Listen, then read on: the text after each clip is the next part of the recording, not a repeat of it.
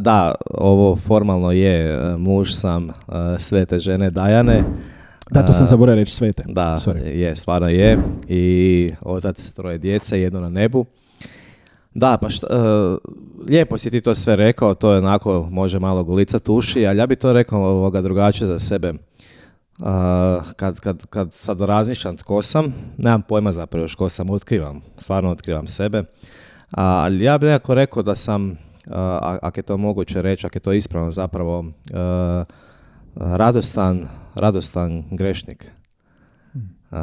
Znači, to je nešto o čem puno razmišljam, što osjećam u sebi.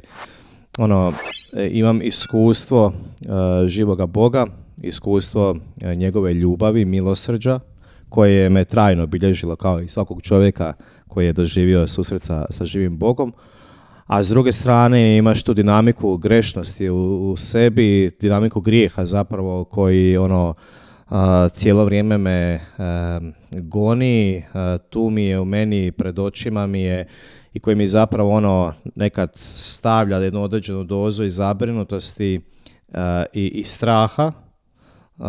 Hoću li ja ikada biti ono što Bog hoće za mene ovdje na zemlji, hoću li ga ikada ljubiti, nekad imam dojam i taj jedan strah, znaš, ne sad klasičan strah, kako bi ti rekao, koji dolazi od zloga, pa ulazim u neke skrupule ili panike lude, ali opet jedan strah, ne znam kako ga nazvat, kako ga opisati zapravo, koji mi baš onako proizvodi te misli, Bože, pa hoću li ja tebi ikada ljubiti?